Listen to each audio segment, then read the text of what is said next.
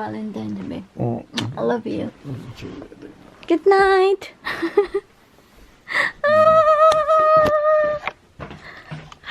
I got smiles on my face.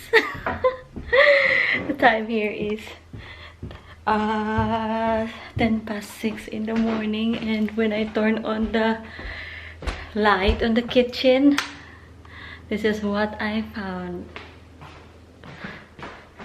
An orchid and a card. Oh, so sweet. Thank you. Thank you, hon. I really thought that, you know, he did not do anything. I have work today, so sorry, this is my face. Let's open the card.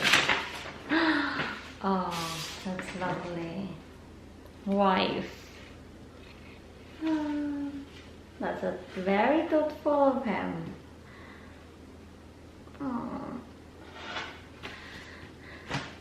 And I love the orchids and mostly the pot, you see.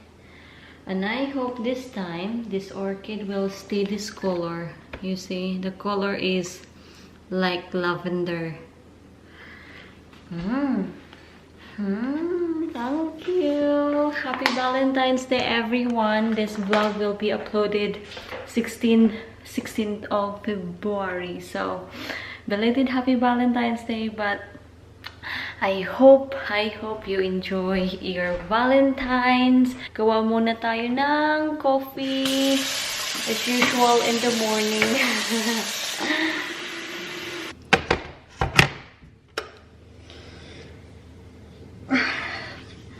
Coffee gives me life. Thank you. This is his morning face. Thank you, hon.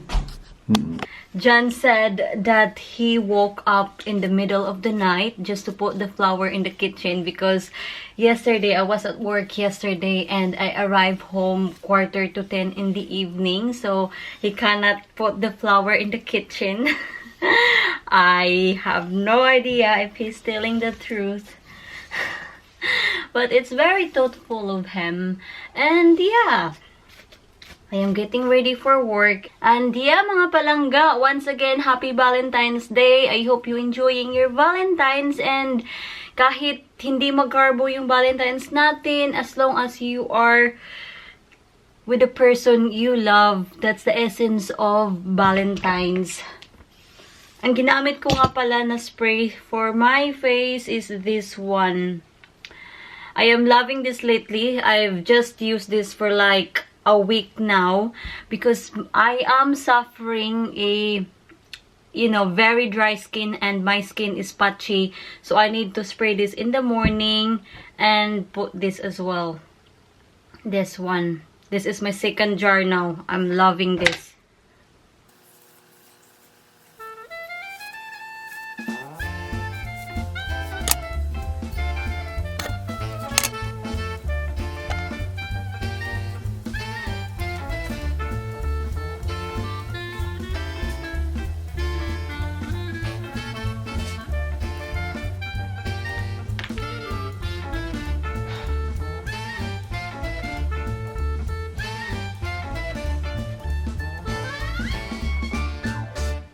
Thank you, Han. Much appreciated. Wow. See, guys, what a good husband. Yeah. I had to get up in the middle of the night and put this out for her when she come down this morning. 4 o'clock I woke up and brought it down. 4 o'clock? Yeah. No way. Yeah. Seriously? Yep. Where did you hide it? Secret. This one I got a lot can't of give you secrets. information like that. Because you know what I look next time. Yeah, but much appreciated, honeybee. Thank Right, you. come on, let's go working. Right. Right, okay, so I'll see you in 8 hours time. Okay, so bye-bye. Bye, darling. Love ya. Drive carefully. Will do, honeybee. Take care. I will. It's dark now, you can't see. Okay, bye-bye. Okay. This is my Valentine's, like, ito yung Valentine's ko. I am working. It's alright, I'm only for short hours today. Short hours, 8 hours ako. Well, compared to 14 hours, that's a short one, isn't it? Hang on. Hang on. There you are. You can see me now. So, I'll see you later, mga loves. Bye. You know something? Yes, hello. I was thinking you were finishing at 2:30, not 3:30. No, 3:30 today, sweetheart. I sent you a message. Where are you? Did you? I put dogs away at 2:30. No, I finished only 3:30. That 2:30 I finished because I swapped with someone else. Remember? Okay. It's warm today. It is 11 degrees. Said it was going to be 11 degrees. Hello, I am home. Hello. John sent me a message and said he took a picture of the flower and the card he gave me Just to remind this morning, What just to good remind husband. me. That's What what he good said. husband. Just to remind you what a good Thank husband you is. so much. Be much appreciated. I like my flowers, they're nice. Oh, don't worry, I gave you lots of kisses and hugs. There you go, I'll put you right here. Oh, I'm tired. Hello, look at you two. Come on, let's go to the barbecue house. What this man doing? What are you doing? It's secret. All you do is just keeping secret to me, aren't you? Well, if I tell you everything, you'll be as wise as me, though, won't you?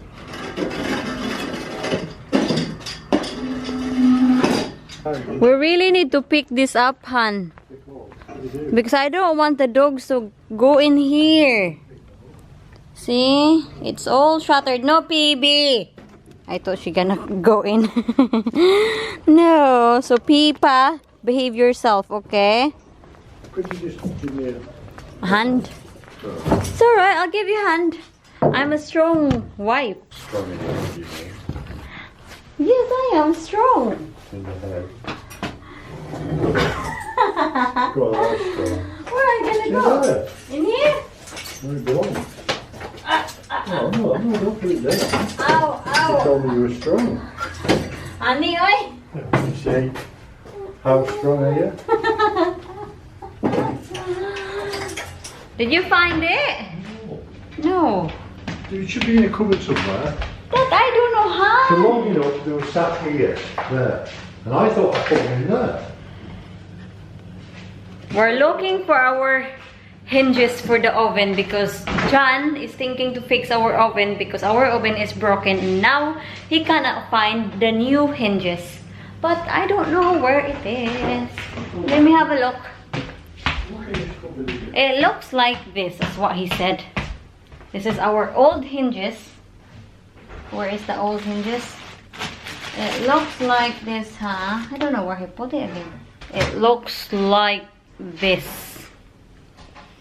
Are you sure you put that in the kitchen, Han?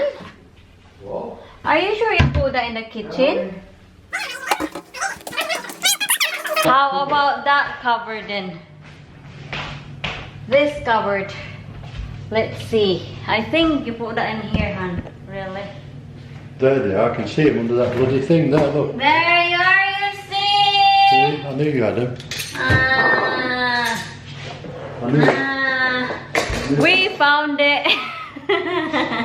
My stomach is aching. Gutom. I am so hungry. Not just hungry, but starving. We're having Savoy cabbage, sausage, and baked potato for our Valentine's night. Washing is finished. Thank you. Huh?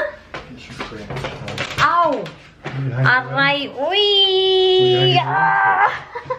I hit that! You should watch Ouch. what you're doing. Ah, I think it's bruised now. It's really painful, Han. Let me have a look. Ah.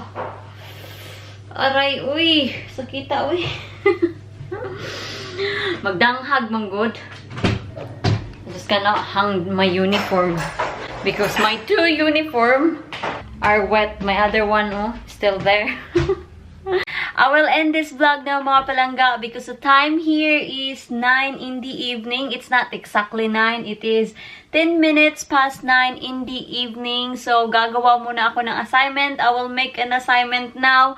And anyway, before I will end this vlog, there's few people commenting that you should speak Tagalog. They will appreciate more if you speak Tagalog.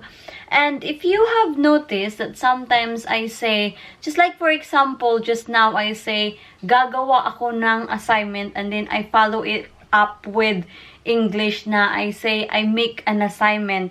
That's when it clicks in my mind na, oh, I have to speak English because there are people watching me who cannot speak or understand Tagalog. So, pagpasensyahan nyo na kung ganyan ako magsalita na ngayon.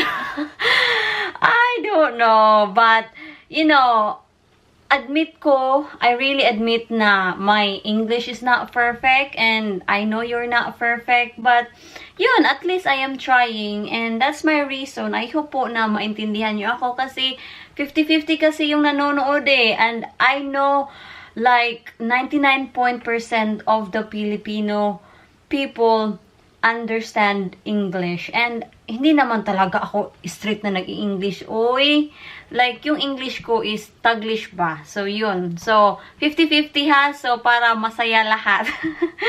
So yun na muna mga palangga. Sobrang sakit pa rin ng ano ko talaga. Yung braso ko, my arms is aching. I checked it earlier, and yeah, it really gives me a bruise. I'm not getting naked. I'm just gonna show you. Yeah, here. I don't know if you could see it because my skin complexion is dark. Can you see that here? Yeah. Ito yung napala ko in the Valentine's Day. Pasa. Yeah, it's so painful. I don't know if you could see it. But anyway, it's really painful. It's really... I'm exaggerating. It's quite painful. So yeah, that's it for me today. So yeah, thank you so much for watching. Bye. Mwah, mwah.